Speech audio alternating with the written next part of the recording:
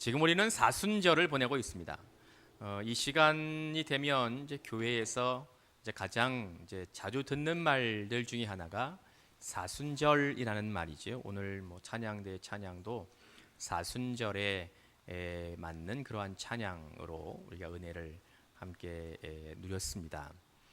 사순절은 저번에도 한번 제가 설명을 뭐 간단하게 드렸듯이 부활주일, 올해로 이제 4월 20일이 부활주일이니까 부활주일은 포함되지 않고요. 그 전 토요일부터 앞으로 40일간을 이렇게 세서 그 기간을 우리가 사순절 이렇게 지키는 거예요. 교회 역사가 이렇게 정한 겁니다. 4월 20일 부활주일까지 예수님을 메시아로, 표현은 다르지만 같은 의미인 그리스도로, 우리의 구원자, 구세주로 고백하는 이 땅의 모든 주의 자녀들은 이 기간 동안 주님의 고난을 우리가 생각하고 기억하고 묵상하면서 나도 주님의 고난에 좀 동참하고 예수께서 걸어가셨던 그 길을 우리의 삶에 적용하는 그러한 거룩한 시간을 보내는 그러한 시간이 바로 이 사순절이라는 기간입니다. 몇 주 전에 제가 설교를 하면서 교회력이라는 것을 잠시 말씀을 드렸던 거 기억하실런지 모르겠습니다만, 교회력은 부활주일을 2주 앞두고 있는 오늘 주일 설교의 본문으로 로마서 8장의 말씀을 읽고 묵상할 것을 권면하고 있습니다. 저는 오늘의 말씀을 로마서 8장의 1절부터 11절까지의 말씀을 읽고 기도하고 묵상하면서 문득 제 자신이 광야에 서 있는 듯한 느낌을 받았습니다. 아무것도 없이 태양만 내려 쬐는 그 광야. 우리가 뭔가 길을 찾지 못하면 갈증으로 인하여 고통을 당할 수밖에 없는 그 황량한 땅. 결국 아무런 희망 없이 죽을 수밖에 없는 광야가 제 머릿속에 생생히 떠올랐습니다. 여러분들은 이런 광야에 서보신 경험이 있으십니까? 아마 대부분 없으실 것 같은데요. 아니면 혹시 여러분들 망망한 바닷속에 빠져서 아무런 희망 없이 허우적거리는 그러한 느낌, 그러한 상상을 해보시면 그것이 어떨까? 그런 것들이 마음속에 이렇게 느껴지십니까? 그것도 아니면 서울의 복잡한 어느 거리에 서서 길을 잃고 어디로 가야 될지 모르고 차는 왔다 갔다 하지만 많은 사람들이 거리를 스쳐 지나가지만 내가 가야 할 곳이 어딘지 몰라서, 어느 곳으로 가야 될지를 몰라서 당황하고 난감해하는 그러한 모습은 상상이 되십니까? 만약 우리가 그러한 곳에 서 있게 된다면, 여러분들이 그러한 곳에 있게 될 때 살아나는 길은 바로 목적지, 방향, 목표가 분명하게 찾아지는 겁니다. 그것이 오아시스가 되었건 등대이든 아니면 우리가 가야 하는 주소이든 내가 가야 할 곳만 분명하게 안다면, 내가 어느 곳을 향하여 걸어가야 되는지 방향을 정한다면 그곳에 힘겨운 시간은 인내할 만하고 그 어려움이 우리를 결코 주저앉히게 할 수 없다는 것을 알게 됩니다.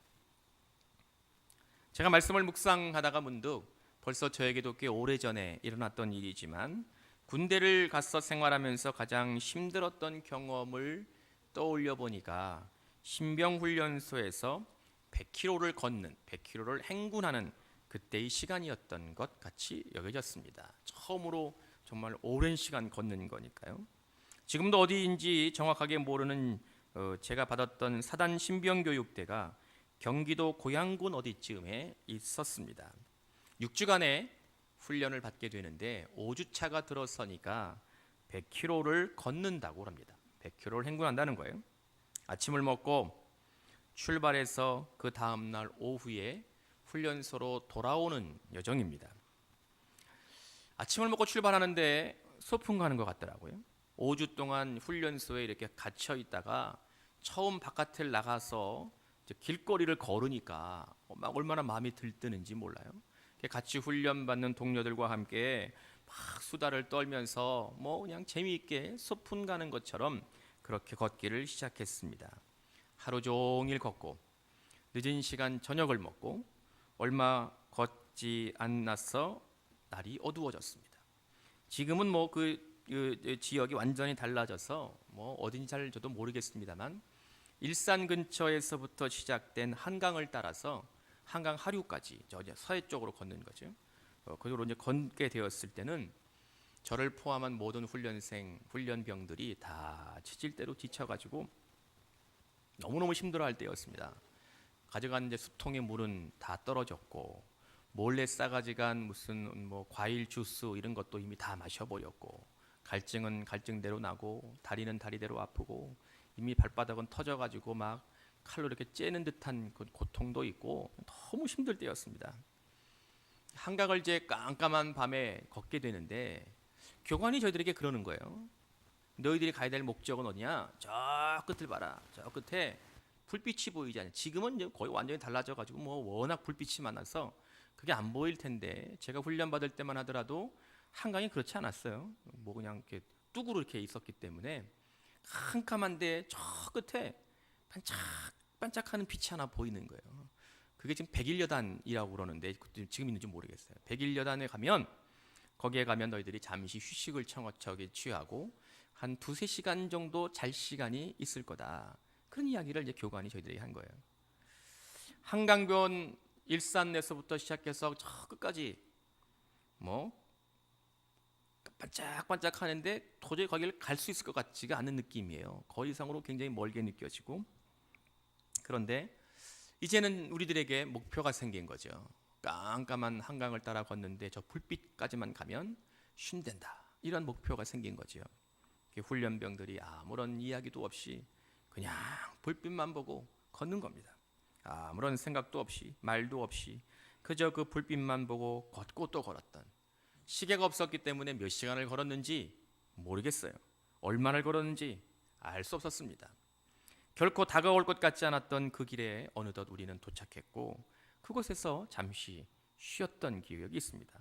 그때 제가 무엇을 느꼈냐면 그래 아무리 힘들어도 우리가 가야 할 곳이 있다면 도달해야 될 목적지가 있다면 우리가 가야 되는 방향을 잡기만 하면 끝내 그것이 우리에게 위안이 되고 위로가 되고 또 기쁨이 되는 것이구나 하는 것을 느꼈던 기억이 저에게 남아 있습니다. 근데 우리의 주변을 좀 살펴보면 너무도 안타까운 사람들이 보이는데 그들은 가야 할 곳이 어디인지 그들이 다다라야 될 장소가 무엇인지 또 나아가야 될 방향을 알지 못한 채 그저 방황하는 사람들을 볼 때입니다. 오늘 너무도 힘들되 어려운 삶의 너머에 놀라운 기쁨과 새로운 삶과 기쁨과 복이 있다는 것을 모른 채 그 자리에 주저앉아 있는 사람들을 보게 되면 목사로서 얼마나 마음이 아프고 안타까운지 모릅니다. 이것은 오늘을 신앙인으로 살고 있는 여러분들에게도 동일한 도전이 됩니다. 주님은 지금 이 시간에 여러분들의 삶의 자리에서 어느 곳을 바라보아야 하는 것인지를 말씀하고자 하십니다. 여러분들의 삶의 목적이 무엇인지 깨달아야 됨을 성령은 여러분들에게 오시어서 증거하고 계십니다. 여러분들의 삶의 방향을 결정하고 여러분들을 이끌어가는 것이 무엇이어야 되는지 사도 바울은 오늘 주님의 음성을 통하여 우리 모두에게 들려주고자 합니다. 오늘 말씀을 통하여 성령 하나님이 말씀하시는 주님의 음성을 듣는 귀한 은혜가 있기를 간절히 기원합니다. 사도 바울은 로마 교회 공동체를 향하여 그들의 삶의 상황에서 결코 놓치지 말아야 될 것을 오늘 본문에서 들려줍니다. 그것은 우리가 익히 아는 말로 표현하면 복음이라는 겁니다. 굿뉴스, 좋은 소식이라는 거죠. 세상에 살고 있는 많은 사람들을 향해서 하나님이 들려주시는 기쁜 소식, 복된 이야기입니다. 어렵고 힘든 삶의 자리에서 고통받는 사람들에게 희망의 빛이 되고 소망을 갖게 하는 삶의 방향이 무엇이냐? 그것이 바로 복음이라는 겁니다. 광야에서 아무것도 얻을 수 없을 것 같은 인생에서 망망한 바다에 빠져서 허우적거리는 죽음의 문턱에서 나만 홀로 버려진 듯이 외롭고 쓸쓸한 길모퉁이에서 우리가 바라보아야 할 유일한 빛이 바로 복음임을 믿으시기 바랍니다. 복음만이 여러분들이 가질 수 있는 단 하나의 소망임을 깨닫는 은혜가 있기를 축원합니다. 복음만이 여러분들을 온전하게 살리는 최고의 기름을 오늘 말씀을 통하여 듣고 은혜로 고백할 수 있기를 기원합니다. 바울이 오늘 본문에서 전하고 있는 복음은 2절의 말씀을 통하여 잘 드러나고 있습니다. 그리스도 예수 안에 있는 생명의 성령의 법이 죄와 사망의 법에서 너를 해방하였음이니라. 아멘. 생명의 성령의 법이 죄와 사망의 법에서 우리를 해방하였다, 이렇게 말씀합니다.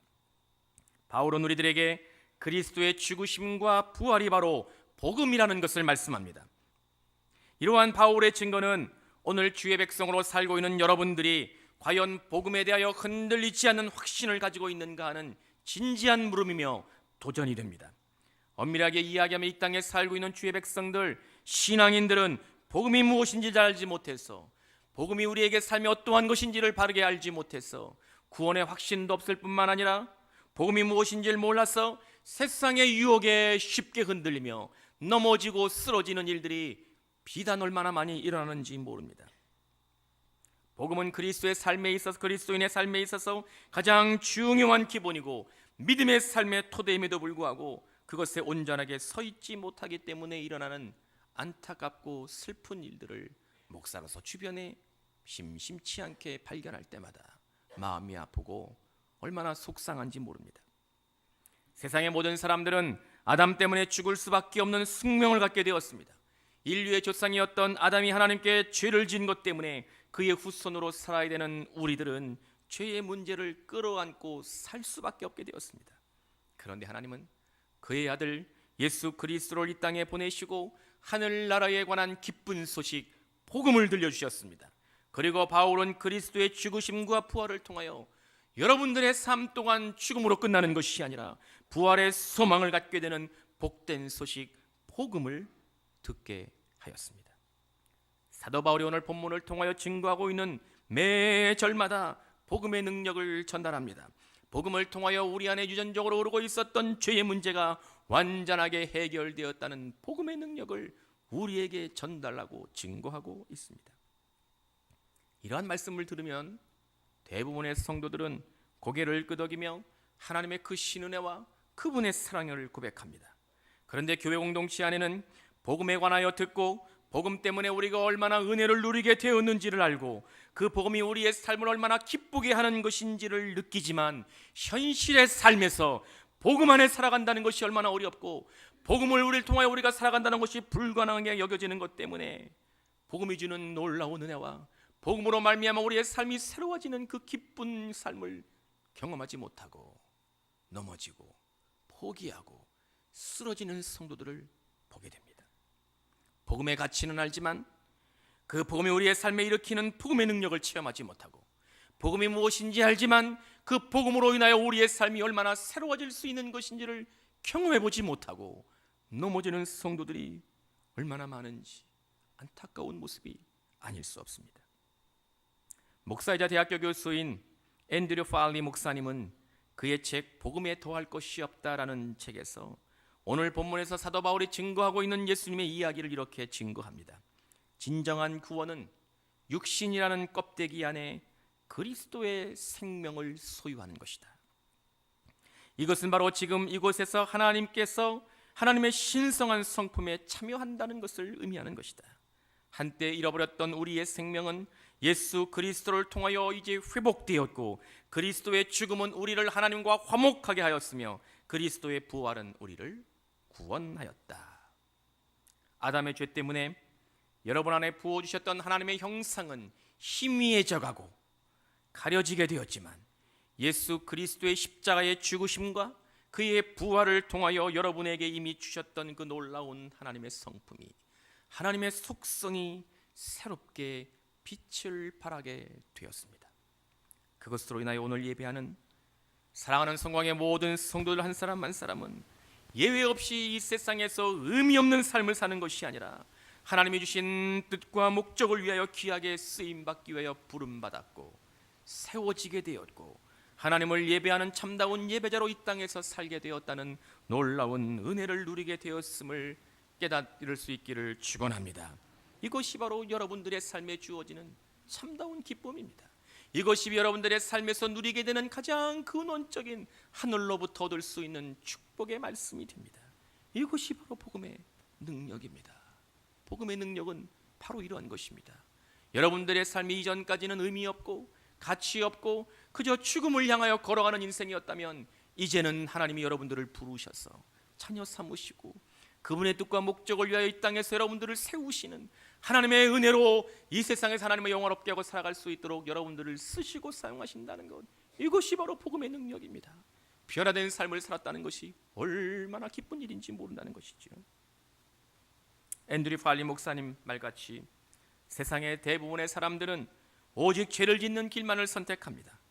겉으로 보이는 죄의 모습은 인정 많은 형상을 가지고 있기도 하고 친절함으로 우리에게 다가오기도 하고 뿐만 아니라 동정심 가득한 형체를 가지고 있어서 왜 그렇게 죄는 그럴듯하게 보이는지, 그것이 또한 얼마나 우리에게 우리 눈에는 괜찮아 보이는지, 그것이 사람들의 마음을 한순간에 사로잡아서 우리를 죄 가운데 끌어들이는 참으로 놀랍기 그지없는 모습을 죄가 가지고 있습니다. 죄는 그러한 모습으로 사람들에게 유혹하고 손짓을 합니다. 이것에 우리가 손을 내미는 순간, 그것에 우리의 발을 내딛는 순간, 우리는 죄가 보여주는 전형적인 속성인 슬픔, 분노, 타락, 죽음 속으로 아주 빠르게 빠져들어가게 됩니다. 그 안에 죄가 가지고 있는 본질적인 것에서는 예수 그리스도의 생명이 없기 때문입니다. 하나님께서 우리 안에 창조의 시간에 부어주셨던 하나님의 형상이 그 죄 가운데는 없기 때문입니다. 더 이상 생명이 아닌 무서운 죽음의 그림자만 가득한 것이 바로 죄의 본질적인 모습이기 때문입니다. 사실 우리들은 이것을 너무 잘 알고 있습니다. 여러분들은, 아니 오늘 예배하는 성광의 모든 성도들 한 사람도 예외 없이 우리는 한때 그러한 죄를 선택했던 경험을 가지고 있기 때문입니다. 우리가 그럴듯하게 보이고 우리의 삶에 도움이 될 것처럼 여겨지고 우리 가운데 때때로 동정심을 유발시키는 모습으로 우리를 유혹했던 그 죄를 선택해 보았더니, 우리가 지금 돌이켜보건대 그 죄의 모습이 결코 우리를 행복하게 하지 못했다는 것을 우리는 압니다. 우리가 그 가운데 손을 내밀고 그 가운데 발을 내딛어서 죄의 모습을 따라 갔던 적은 있었지만, 돌이켜보건대 그 죄가 여러분들의 삶을 한순간도 만족시키지 못했다는 것을 우리는 이미 너무도 잘 알고 있습니다. 이것은 바로 여러분들이 이제 더 이상 죄에 어울리는 사람이 아니라는 것을 하나님께서 깨닫게 하시는 명백한 주의 음성이 됩니다. 하나님의 형상을 회복해서 그리스도의 생명이 주는 생동감 넘치는 기쁨으로만 살아야 되는 주의 백성이 되었다는 것을 깨닫게 하시는 것임을 믿으시기 바랍니다. 사도 바울은 죄로 인하여 그들의 삶의 한계를 느끼고 부딪히고 있었던 로마 교회 공동체를 향하여 오랜 시간이 흘렀지만 여전히 여러분들의 삶의 상황에서 그들과 별로 다르지 않은 비슷한 모습으로 살아가고 있는 여러분들에게 주님의 음성으로 복음을 들려주고 있습니다. 이제 여러분들은 매우 중요한 선택을 요청받습니다. 그것은 여러분들이 육신에 속한 사람인 것인지 아니면 영에 속한 사람인지를 주님은 묻고 계십니다. 바울이 오늘 본문에서 사용하고 있는 육신이란 말은 세상에서 죄 때문에 타락한 자들이 결국 멸망한 운명을 가지고 있는 사람을 의미하는 말이 육신입니다. 죄 때문에 멸망으로 갈 수밖에 없는 운명을 가지고 있는 의미가 바로 이 육신이라는 말 속에 담겨져 있습니다. 그에 비해서 영은 하나님의 영입니다. 성령을 가리킵니다. 여러분 안에 하나님의 영이 머물고 계십니까?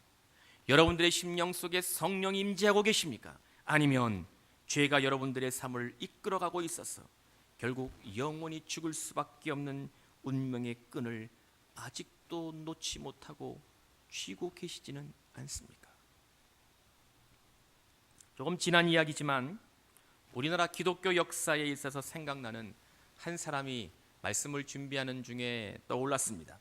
그의 이름은 호가월남이고 이상재 선생이십니다. 아마 역사책에서 오래전 한번 들어봤던 기억들이 아마 있으신 분들이 계시지 않겠나 짐작을 합니다. 서재필, 윤치호 선생들과 함께 독립협회를 조직해서 독립운동을 하셨던 분이 월남 이상재 선생이십니다. 이분에 관한 글을 지금 감리교신학대학에서 한국 교회사를 가르치고 계시는 이덕주 교수의 책에서 읽게 되었습니다. 이상재 선생은 정치범으로 한성 감옥에 수감되었을 때, 그때가 1903년 되었는데, 물론 그 전에 투옥이 됐습니다만 1903년에 예수님을 영접하고 그리스도인이 되신 분이십니다. 그의 일화가 이렇습니다. 이상재 선생이 투옥되었던 한성 감옥이 1902년, 그러니까 이상재 선생이 예수님을 영접하기 1년 전에 그 감옥에 도서관을 만들게 됐습니다. 그 도서관을 만들게 된 건 그 당시엔 대통령이 아니었지만 우리나라의 초대 대통령이 되셨던 이승만 대통령이 건의를 한 거예요. 감옥에도 도서관을 만들어서 죄수들이 무료하니까 좀 책을 읽게 해주자. 이게 건의를 해서 그게 받아들여져 가지고 1902년도에 한성 감옥에 도서관을 만들게 됐습니다. 그리고 그곳에 책을 누가 넣었냐면 외국 선교사들이 책을 넣기 시작했습니다. 감리교 선교사인 아펜셀러, 장로교 선교사던 언더우드, 헐버트, 이런 분들이 서양 책들을 이렇게 넣어주기 시작한 거죠. 서양 역사, 정치, 철학, 과학 이러한 책을 주로 넣어줬습니다. 그리고 거기에 아울러서 우리나라 말로 된 성경책과 기독교 교리를 담고 있는 신앙서적을 넣어주기 시작했습니다. 이상재 선생은 도서관이 생기고 책이 들어오자 그 무료한 시간을 달리기 위해서 외국 선교사들이 넣어준 책을 마짐없이 읽기 시작했습니다. 단 1년이 넘도록 성경은 거들떠보지 않았습니다. 기독교 교리가 담겨져 있었던 책들은 한 번도 빌려보지 않았습니다. 그런데 어느 날 1903년도 어느 날 꿈을 꾸게 됐답니다. 꿈속에 기인이 나타나서 이상재 선생에게 이렇게 이야기를 했다는 거예요. 근데 그게 기록에 남아 있어요. 위대한 임금이 보낸 사람이라고 그러면서 이상재 선생에게 꿈에서 호통을 칩니다. 네가 수년 전 미국에 갔을 때 성경을 얻어 믿을 만할 기회가 있었건만 거절했으니 이것이 첫 번째 큰 죄요. 독립협회에 몸담아 있을 때도 기회가 있었으나 그때도 거절하여 자기만 믿지 않았을 뿐 아니라 남까지 믿지 못하게 해서 민족이 진보할 수 있는 길을 막았으니 더욱 큰 죄라. 그래도 내 목숨을 보존하여 옥중에서 두어 다시 한번 기회를 주노니 이번에도 내 잘못을 뉘우치고 믿지 않는다면 이보다 더 큰 죄가 없으리라. 이상재 선생이 길로 남긴 거예요. 꿈속에서 위대한 임금이 보낸 사람이라는 분이 호통을 쳤다는 거예요. 성령이 오신 거죠. 성령이 이제 그분에게 오신 겁니다. 이상재 선생은 돌이켜보니까, 꿈을 꾸거나 돌이켜보니까 그분이 1881년에 미국에 갈 기회가 있었답니다. 그곳에서 성경을 구해서 읽어보았는데 이런 허무맹랑한 책이 다 있나. 그리고 읽다가 그냥 던져버린 거예요. 이런 쓸데없는 책이 다 있나. 던져버린 거죠. 독립협회를 기독교적인 분위기로 이끌고 가려고 했던 서재필 윤치호 선생에 맞서서 독립협회가 종교단체냐? 독립협회는 순수한 민간단체고 탈종교적인 종교적 색채가 없는 순수한 민족단체로 만들어야 된다. 그렇게 대항하고 맞섰던 분이 바로 올람 이상재 선생이었습니다. 그런데 꿈을 꾸고 난 이후에 이상재 선생은 드디어 도서관에서 성경책을 빌려다가 읽기 시작합니다. 한 번 읽고 두 번 읽고 두려운 마음으로 세 번을 읽는데 놀랍게도 이전에는 성경을 읽어도 이해되지 않았던 성경의 이야기가 이해되기 시작했습니다. 예전에는 허무맹랑한 이야기라고 던져버렸던 성경책이었는데 그 성경이 주는 놀라운 은혜의 사건들이 마음속에 들어오기 시작했습니다.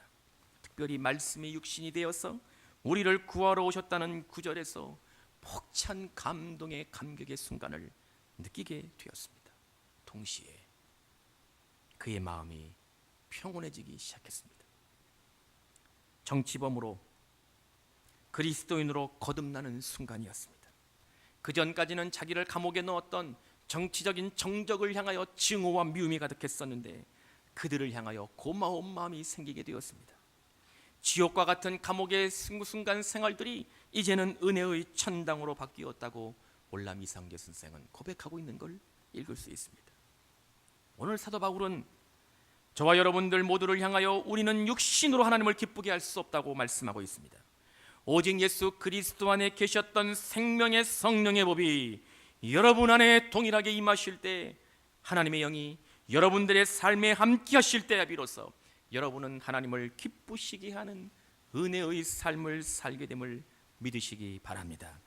이것이 바로 영에 속한 사람, 성도가 누리는 가장 크고 가장 놀라운 복임을 깨달을 수 있기를 축원합니다.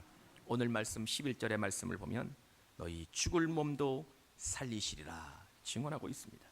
이 말씀은 앞으로 일어난 일들에 관하여 바울이 들려주고 있는 복음입니다.